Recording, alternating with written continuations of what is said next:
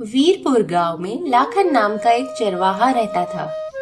लाखन के पास कुछ भेड़ें थी जिनका वो खूब ख्याल रखता था। लाखन अपने बेटे के साथ रहता था। उसका बेटा राजू नन्हा और नटखट था। उसको भी भेड़ें पसंद थी और सबसे ज्यादा पसंद थी एक नन्ही सी भेड़ की बच्ची मैना। राजू हमेशा मैना के साथ खेलता रहता था। एक बार लाखन की तबीयत काफी खराब हो गई, इतनी कि वो उठ भी नहीं पा रहा था। उसने राजू को आवाज दी, बेटा राजू, मेरी तबीयत काफी खराब है। मेरे प्यारे बेटे, मेरा एक काम कर दे, जरा मैना को और सारी भेड़ों को पहाड़ी पे चरने ले जा। जरूर बाबा, क्यों नहीं, मैं सबको अभी चरा के लाता हूँ। मेरा अच्छा बेटा, शाबाश। अच्छा सुन, जरा ख्याल रखना, कभी कभी शेरों का डर होता है। शेर बाबा? हाँ, पर डरने की कोई बात नहीं, वही पास में लोग काम करते हैं। तुम फौरन शेर शेर आवाज लगा देना, सब मेरे मित्र हैं और फौरन मदद के लिए आ जाएंगे। ठीक है बाबा।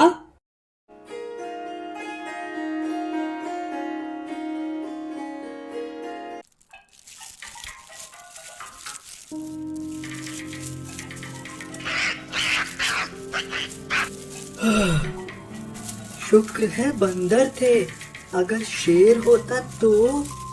बाबा ने बोला था चिल्लाने के लिए, पर क्या ये काम करेगा?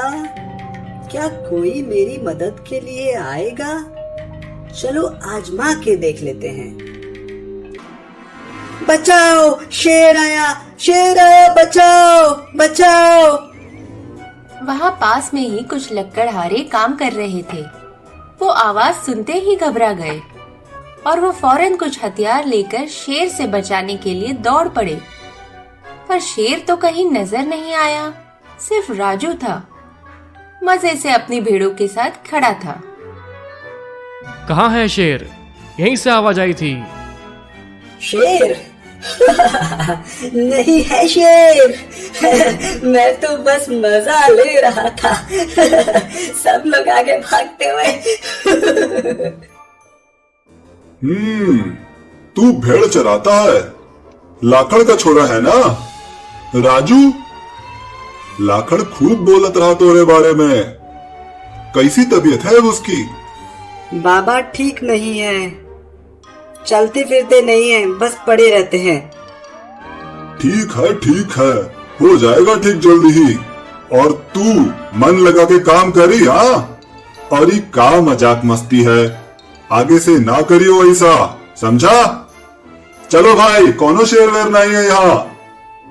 हाँ काका।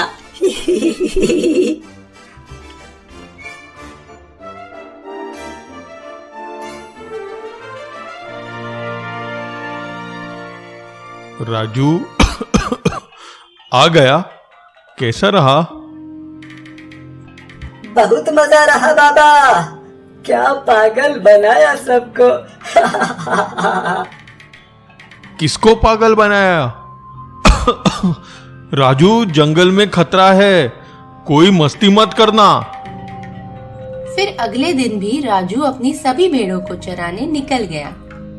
रुक मैना, भाग मत, बहुत पक रहा है यार, कुछ मजेदार करना चाहिए।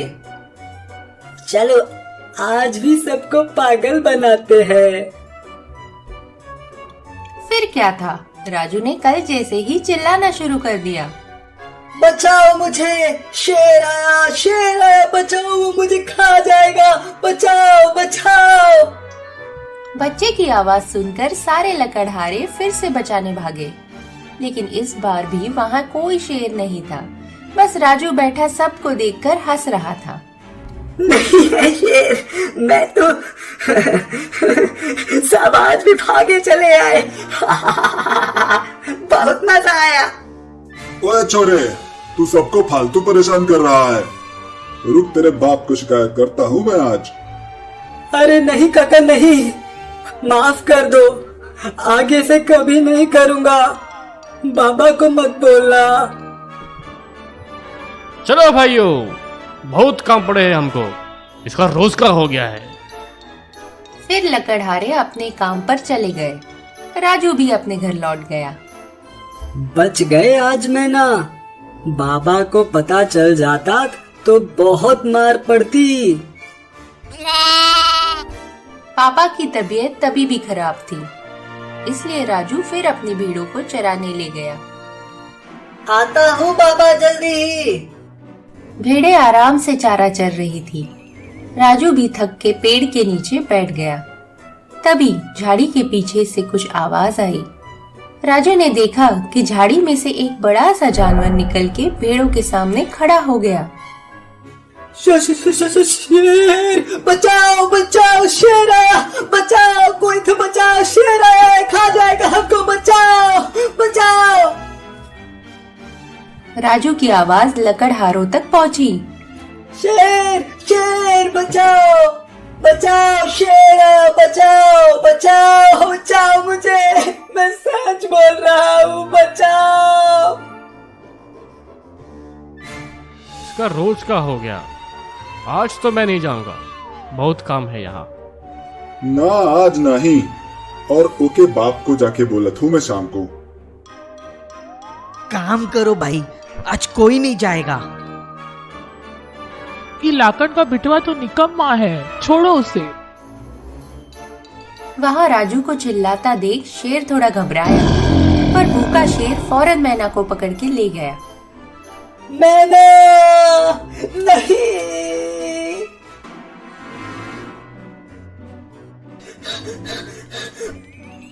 भागो,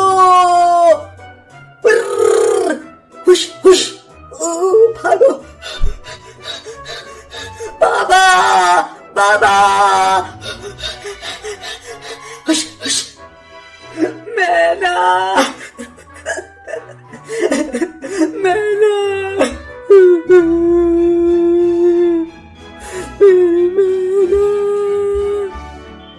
राजू, मैंने समझाया था ना, पर तू नहीं माना।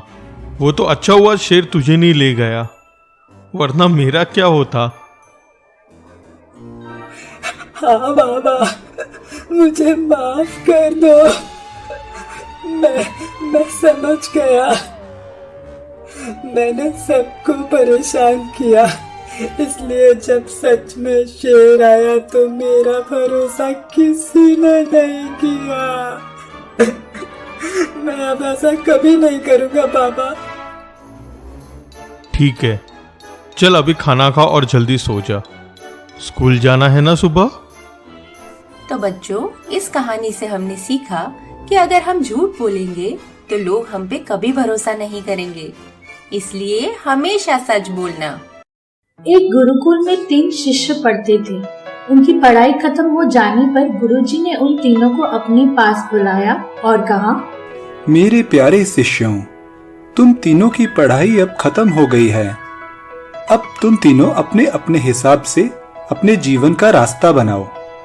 हाँ, जाते जाते मैं तुमको ये एक उपहार देना चाहता हूँ। तुम तीनों इसका अपने अंतर्मन के कहे अनुसार प्रयोग करना।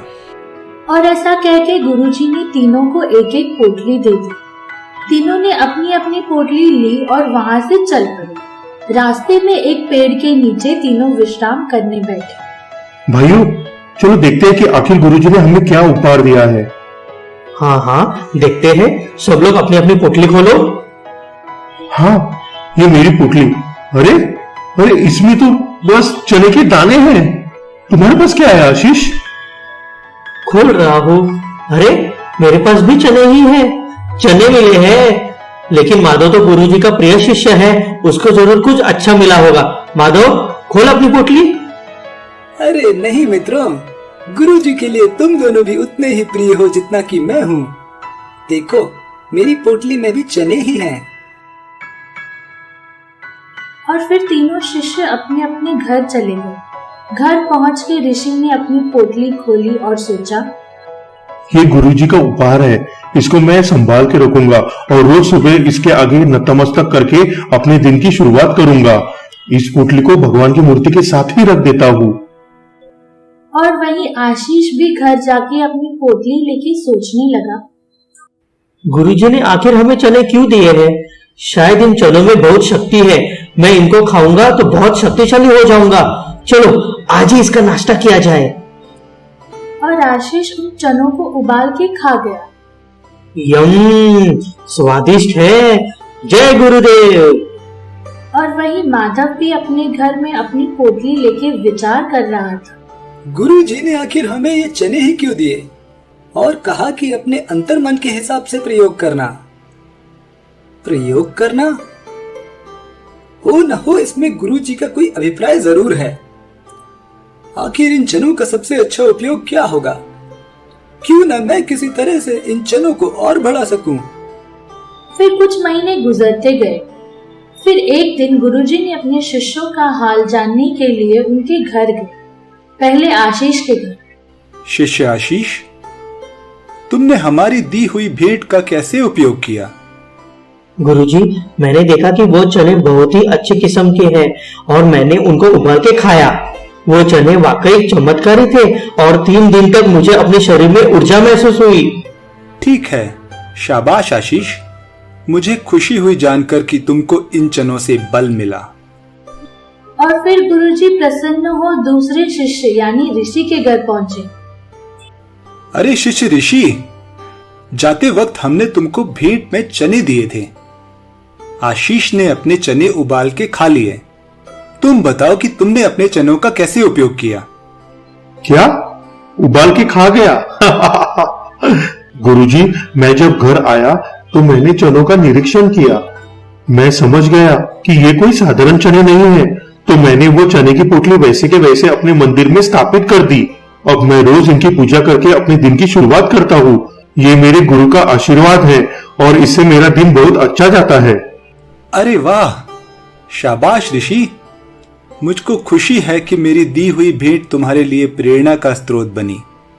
गुरुजी, आपके आशीर्वाद से मैं धन्य हुआ। बस कुछ दिनों से उनमें कीड़े लग गए हैं और बाज भी आने लगी है, तो उसका कुछ उपाय बताइए। अरे बस करो, उन चनों का कार्य अब खत्म हो गया है। अब उन्हें तुम फेंक दो और ये हमारी माला रख लो। ये तुमको लंबे समय तक प्रेरणा देगी। खुश रहो। और फिर गुरुजी ऋषि को आशीर्वाद देके वहां से निकल पड़े और माधव के घर पहुंचे। माधव गुरु को देख के प्रसन्न हो गया। अरे गुरुजी, आपका स्वागत है। आप विराजिए, मैं अभी कुछ नाश्ते का प्रबंध करता हूँ। माधव ने खाना परोसा और गुरुजी ने प्रसन्नता से खाना खाया। फिर बाद में माधव से पूछा, भोजन अतिशय उत्तम था माधव। मन प्रसन्न हो गया। अच्छा, हमने तुमको जाते हुए कुछ चने भेंट किए थे। जरा बताओ तुमने उनका क्या उपयोग किया? गुरुजी, मैं समझ गया था। आपके दिए हुए चने चमत्कारी थे, बहुत अच्छी किस्म के थे। मैंने उनको अपने घर के सामने लगा दिया और उनका ख्याल रखा। बहुत अच्छी फसल हुई है। बाजार में उनका मुंह मांगा भाव मिला और उसके अलावा मेरे घर के लिए भी बहुत सारा चना रखा है और उनसे अगली बार भी खेती करूंगा। गुरुजी, इन चनों ने मेरे जीवन में बहुत बदलाव लाया है। और हाँ, आपने जो भोजन किया है वो चने का साग मैंने अपने खेत के चनों से ही बनाया था। अरे वाह माधव, अति उत्तम सोच। अब ये चने युग युग तक तुम्हारा साथ देंगे। हम बहुत प्रसन्न हुए। अच्छा, अब चलते हैं। और फिर गुरुजी प्रसन्नता से वहां से निकल गए। तो मित्रों, आपने देखा कैसे मैंने तीनों शिष्यों को एक ही ज्ञान दिया, पर तीनों शिष्यों ने अपनी अपनी चेतना से अलग अलग कार्य किया। तो इससे हमको ये सीख मिलती है कि गुरु अपने शिष्य को ज्ञान तो देते हैं, पर उस शिक्षा का उपयोग आपको अपनी बुद्धि के अनुसार ही करना होता है। अब आप सोचिए कि आपको अपने चनों से क्या करना चाहिए।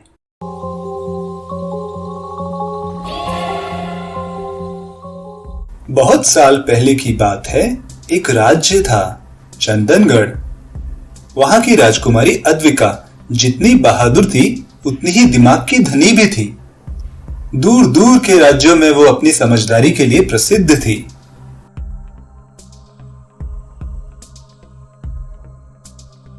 कितना सुंदर वन है, कितने अद्भुत पेड़ और उनसे लटकती हुई लताएं। यहाँ अकेले घुड़सवारी करने में कितना अच्छा लग रहा है।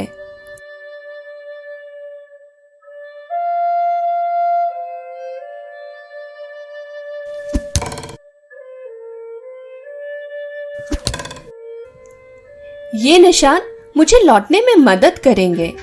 इनको देखकर मुझे वापस घर जाने का रास्ता मिलेगा।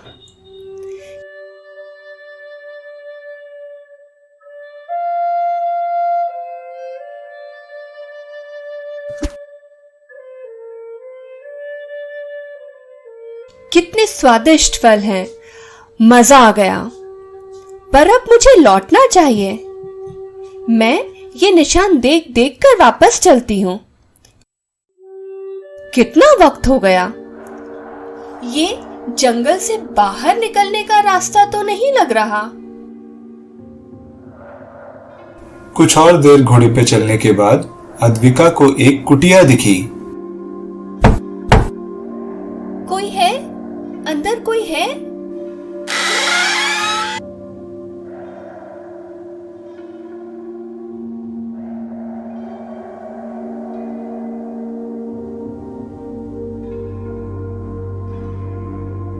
आ जाओ राजकुमारी, अंदर आ जाओ। अम्मा, थोड़ा पानी मिलेगा? लगता है मैं रास्ता भटक गई हूँ। वैसे आपको कैसे पता चला मैं राजकुमारी हूँ? तुम्हें देखते ही समझ गई थी मैं। सच तो ये है, तुम्हारा इंतजार तो मैं कितने सालों से कर रही हूँ। मेरा इंतजार? क्यों अम्मा? विडंबा ने राजकुमारी को बैठने के लिए कहा। अद्विका पास पड़ी एक कुर्सी पर बैठ गई। अम्मा, अब बताओ, तुम मुझे कैसे जानती हो? तुम मेरा इंतजार क्यों कर रही थी? मैं एक जादूगरनी हूँ। अपने जमाने में बहुत मशहूर होती थी। धीरे धीरे बूढ़ी हो गई, पर अपना बुढ़ापा जादू से ठीक नहीं कर सकती। फिर मैंने अपनी जादुई घड़े में तुमको देखा। मैंने तय कर लिया कि तुमको यहाँ लाऊंगी। वो पेड़ पे जो तुमने निशान बनाए थे, उन सबको अपनी कुटिया की तरफ मैंने ही मोड़ दिया, ताकि तुम रास्ता भटक के यहाँ आ जाओ।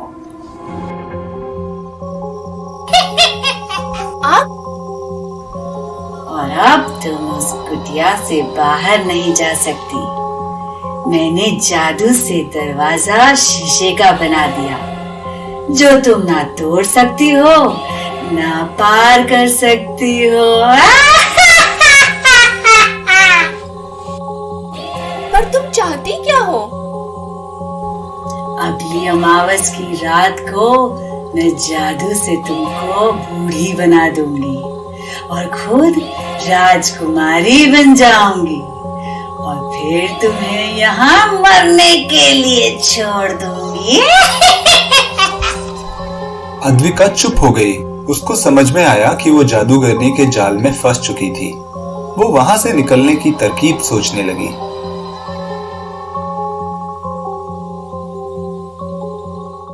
अभी तो शायद 4-5 दिन होंगे अमावस को। क्या करूं? तभी अद्विका को एक तरकीब सूझी। उसको पता था कि बूढ़ी जादूगरनी ठीक से देख भी नहीं पाती थी। उसने अपने पास जेब में रखा एक रुमाल निकाला, रेशम का सिल्वर रंग का रुमाल। पास में रखा मिट्टी का एक तवा लिया और उसको थोड़ा सा तोड़कर उस पे रुमाल बांध दिया। दूर से वो चांद जैसा दिखने लगा।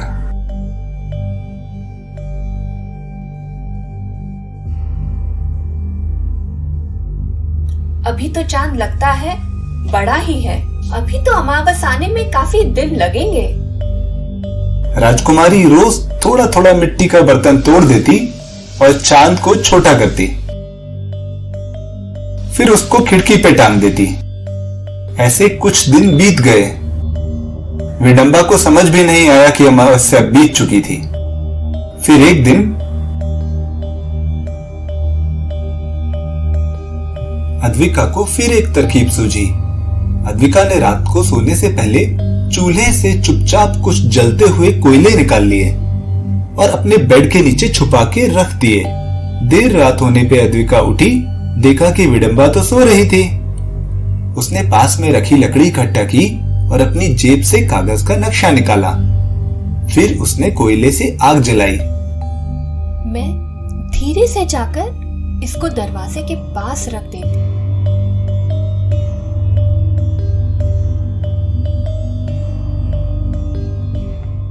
अम्मा उठो, अम्मा उठो, जल्दी करो, आग लग गई है, हमको बाहर निकलना पड़ेगा।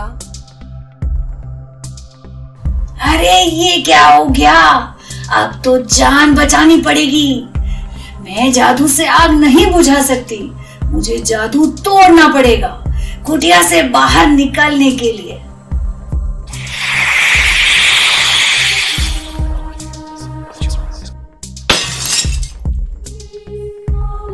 अद्विका बाहर निकलने के लिए भागी। उसने देखा कि बूढ़ी जादूगरनी तो चल नहीं पा रही थी। अद्विका वापस आई और विडंबा को उठा के बाहर ले गई। अम्मा, हम बच गए हैं, तुम मेरे साथ चलो। हमारे राजवैद्य तुम्हें दवाई देंगे तो तुम्हारी सारी कमजोरी दूर हो जाएगी और तुम हमारे साथ रह सकती हो। मैंने तुम्हें मरने के लिए यहाँ छोड़ने का सोचा था और तुमने मुझे ही जीवन दान दे दिया। सच सुना था राजकुमारी अद्विका के बारे में। वो सिर्फ वीर नहीं, बहुत दयालु भी है। राजकुमारी अद्विका की जय हो। और ऐसे राजकुमारी की अच्छाई से बूढ़ी जादूगरनी भी सुधर गई और अद्विका ने उसको अपने महल ले जाकर उसका ख्याल रखा।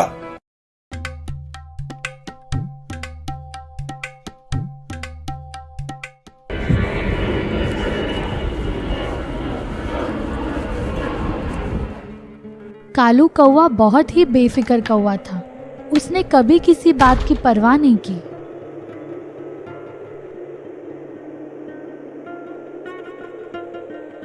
और ये है उसका घोंसला, टूटा फूटा, सब कुछ बिखरा हुआ। क्या करना है, रहने से मतलब है। शो ऑफ नहीं करता मैं, सर पे छत होनी चाहिए बस। उस रात को एक तूफान आया।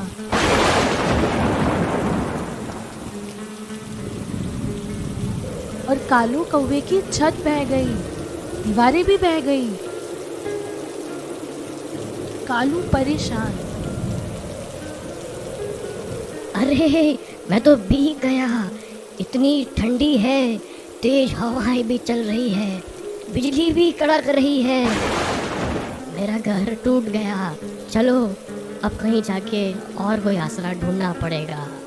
जीवताई के घर चला जाता हूँ, बड़ा घर है उनका, दीदी मुझे मना थोड़ी करेगी।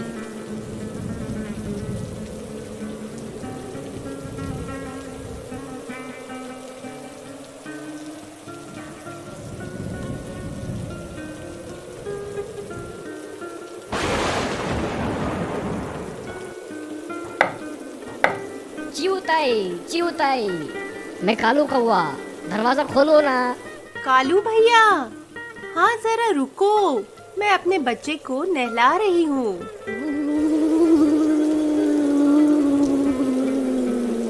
थोड़ी देर में कौवे ने फिर आवाज लगाई।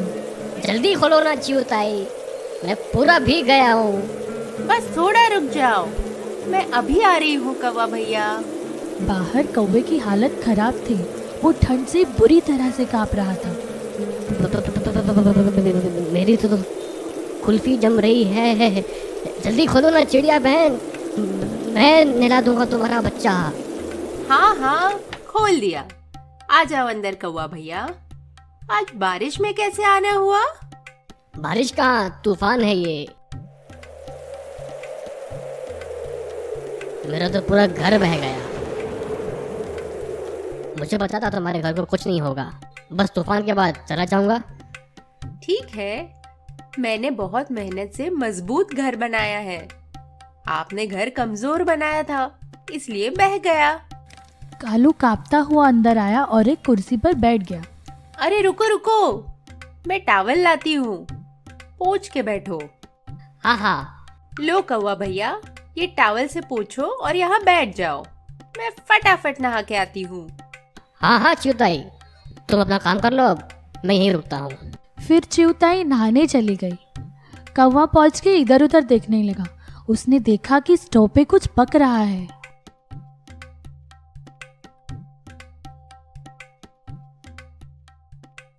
अरे वाह, खीर तो पूरी तैयार है। बढ़िया खुशबू भी आ रही है। जरा चक्की तो देख लूं, कैसी खीर बनाती है चिड़िया रानी। हाँ, गरम है। वाह, ये तो बहुत यमी है। चलो थोड़ी सी और खा लेता हूँ। चिवताई तो वैसे भी पतली सी है। मजा आ गया। गरम खीर खा के पूरे शरीर में गर्मी आ गई। थोड़ी और खा लेता हूँ। चिवताई इतनी खीर खाएगी क्या? बढ़िया है।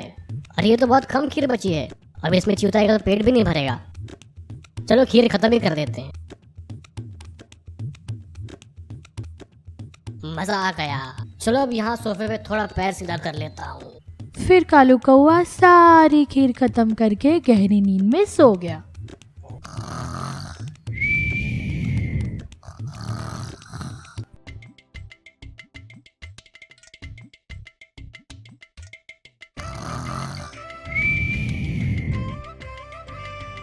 अरे ये तो सो गया।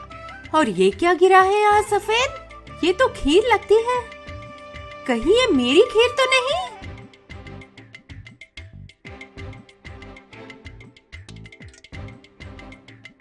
सत्यानाश हो इसका। मेरी सारी खीर खत्म कर दी। मैंने अपने बच्चे के लिए खीर बनाई और ये सारी चट कर गया। इसको घर में लिया, यही गलती कर दी मैंने। अभी सबक सिखाती हूँ मैं इसको। चिवताई बहुत गुस्से में थी। उसने गरम तवा लिया और कालू कौवे के सर पे दे मारा। आई, सर फूट गया, जल गया, जल गया। चिवताई ये क्या कर रहे हो? तूने मेरी खीर खाई? रुक, अभी और जलाती हूँ तुझको। नहीं, भागो, गलती हो गई। मुझे मत जलाओ, भागो, कभी नहीं आऊंगा यहाँ।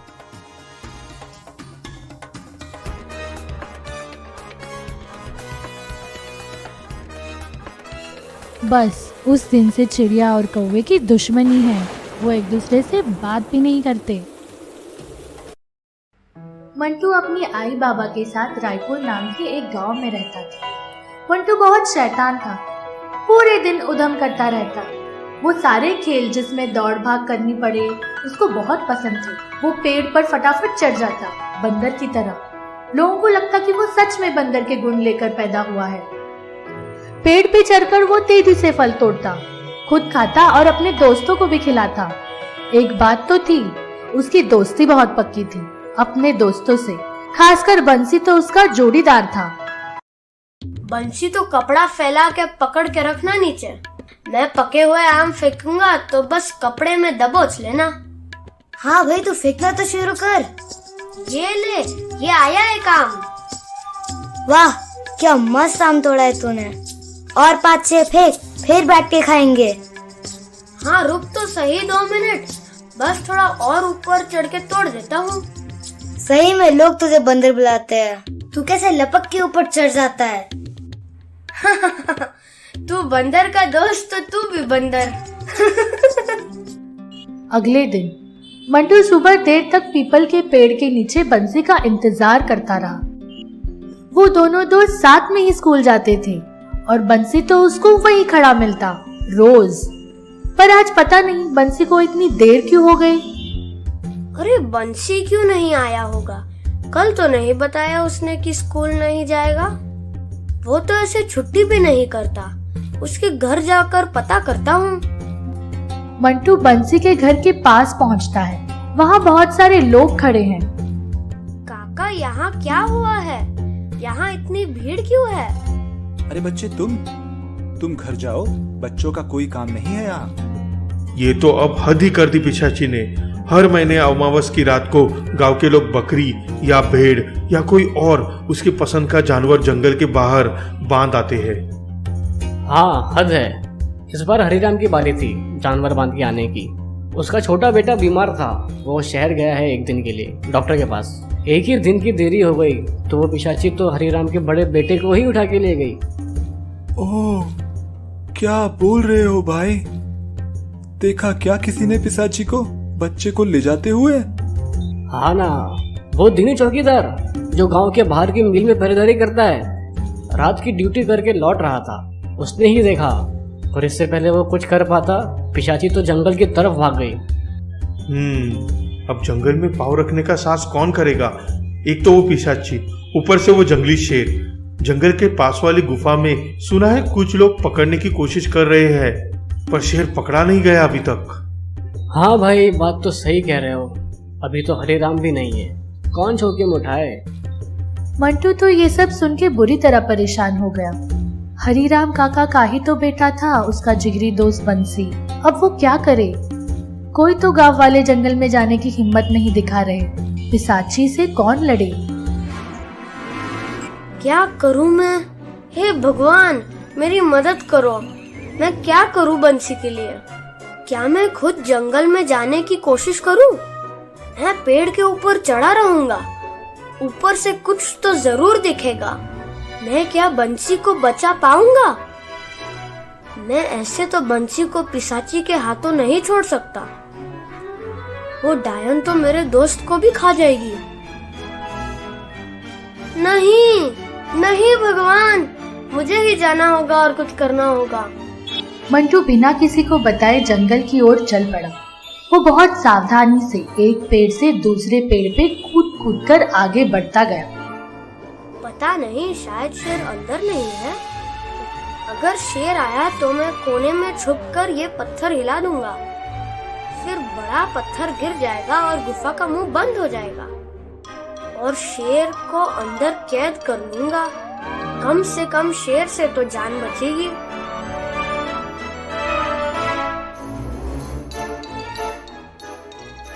जंगल में झोपड़ी, क्या यही पिशाची डायन की होगी? क्या करूं? अंदर जाऊं क्या? तभी उसको नीचे से शेर के दहाड़ने की आवाज आती है। नीचे देखा तो शेर गुफा के अंदर चला गया। ये सब देखकर मंटू को एक तरकीब आती है। मंटू नीचे उतरता है, गुफा से थोड़ी दूर झोपड़ी के पास चलना शुरू करता है और फिर जोर जोर से रोने लगता है। मैं कहाँ आ गया हूँ? कोई मदद करो। थोड़ी दूर पे पिशाची उसकी आवाज सुनती है और उसके पास आ जाती है। क्या हुआ बच्चे, रो क्यों रहे हो? सही सुना था गांव वालों से, यही पिशाची डायन होगी। इतने मैले कपड़े, इतने गंदे बाल, गले में तो हड्डियों की माला और देखने में तो कितनी डरावनी है।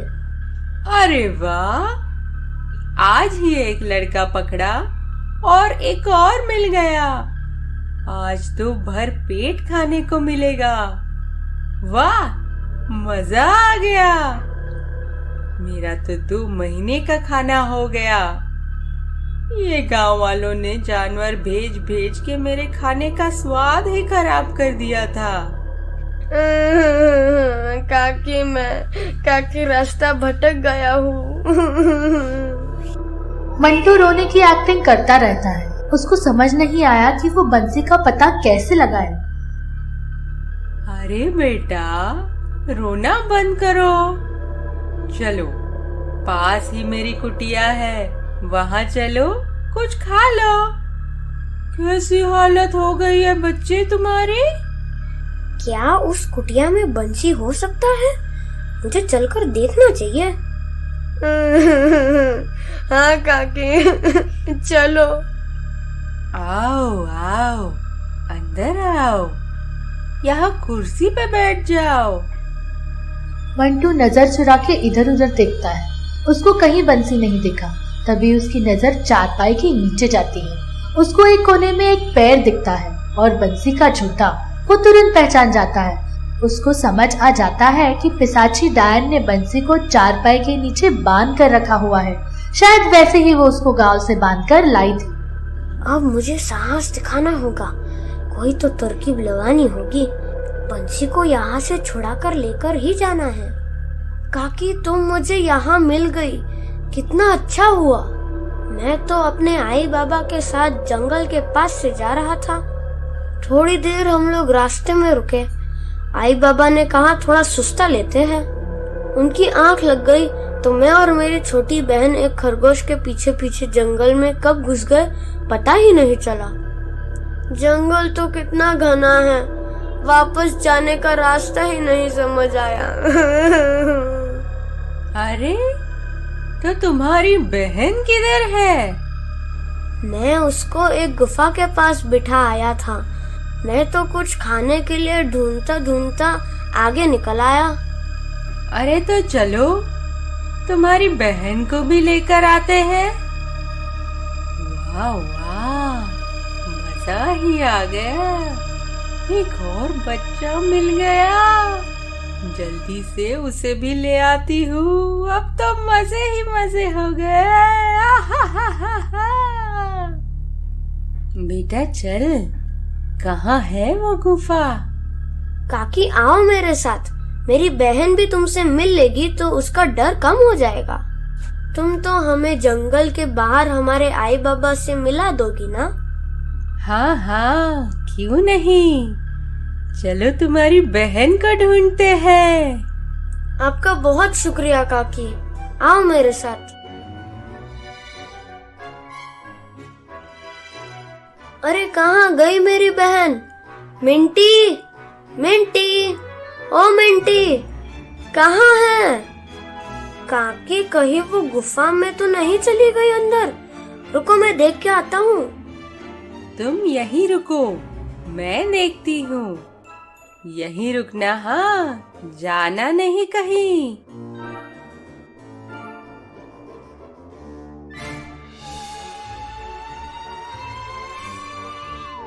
अरे ये कहाँ फंस गई? बचाओ, अंदर शेर है, खा जाएगा मुझे।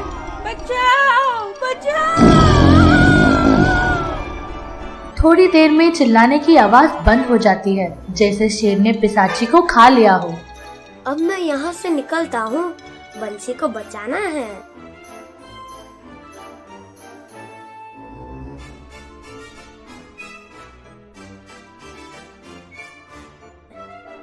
अरे ये तो बहुत बुरी डायन निकली। मेरे दोस्त को कितनी बुरी तरह से बांधा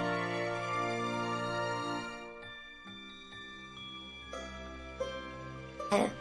दोस्त तू कैसे आया यहाँ? तू क्यों अपनी जान जोखिम में डाल रहा है? वो बहुत खतरनाक डायन है। मुझे बोल रही थी कि आज रात को खा जाएगी। दोस्त वो तो खुद शेर का भोजन बन गई। हम अब सेफ है एकदम। चल घर चलते हैं। तेरी आई तो रो रो कर बेहाल हो रखी है। तू सच्चा दोस्त निकला मंटू। अपनी जान पे खेलकर मुझे बचा लिया। तेरी बहादुरी देख के तो मैं दंग हो गया। सच में तेरी दोस्ती ने मुझे कितनी ताकत दी। फ्रेंड्स, अगर आपको हमारा वीडियो पसंद आया है तो इस वीडियो को लाइक कीजिए और हमारे चैनल को भी सब्सक्राइब कीजिए।